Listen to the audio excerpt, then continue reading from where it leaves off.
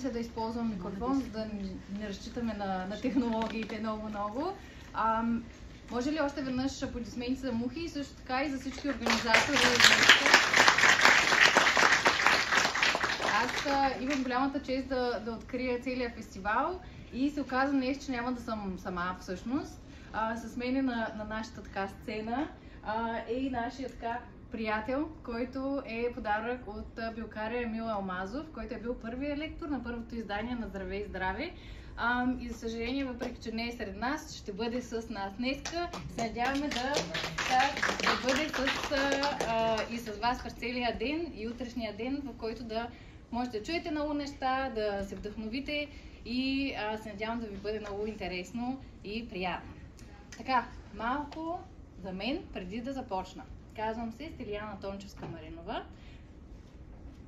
но от тук нататък, понеже искам да си говорим така много наравно едни с други, ако се обръщате към мен по име, моля ви казвайте ми Стела, че иначе така се чувствам, че някак ми се кара. Така че това съм аз, родена съм и съм израснала във Варна, като на 19 години бях твърдо решила, че аз трябва да се тръгна от Варна, защото Варна беше абсолютно най-смотания град, който съществува някъде.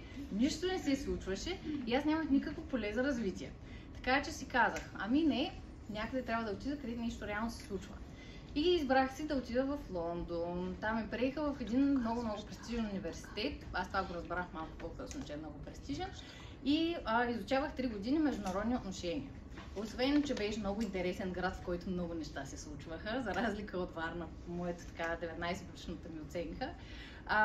Там успях да открия и реално колко е шарен света, колко е богат, колко сме различни, но пък и колко сме еднакви същевременно. И също така открих и прекрасният граждански сектор, който до тогава не знаех въобще, че съществува в света. И колко много неща прави, които много други сектори не ни дават въобще. Върнах се във Варна, защото на 3-та година пък реших, Лондон е много голям и много неща се случват. И аз реално, ако искам да правя някаква промяна, може би ще ми е доста трудно да я направя в този огромен град. А какво по-хубаво от това да отида в родното си място и там да направя някаква промяна. Върнах се 2017 година, много се лутах, оказа се, че съм си загубила всичките приятели по София и по чужбина. И докато се намерих едни прекрасни млади хора, почнахме да правим интересни инициативи и 2019 година намерих социалната чайна. Озовах се там на едно прекрасно събитие, наречено Тя във Варна, което даваше сцената на 2 жени от Варна да споделят историите си и как така са станали успешни жени с някакъв хубав ефект в нашето общество. Тогава си казах, ето тук това е моето място, това е моят малък Лондон във Варна и аз трябва да съм част от това нещо. И всъщност от 2019 насам съм част от чайната по някакъв различен начин. Като доброволец, като човек, който работи за бара, като човек, който пише проекти, малка пауза за майчинство, връщаме се обратно в активната работа, ръководител на менторската програма и вече до момента, в който съм изпълнителен директор на цялата фундация и отговарям с тежкия си подпис за всички неща, които ще се случат в чайната.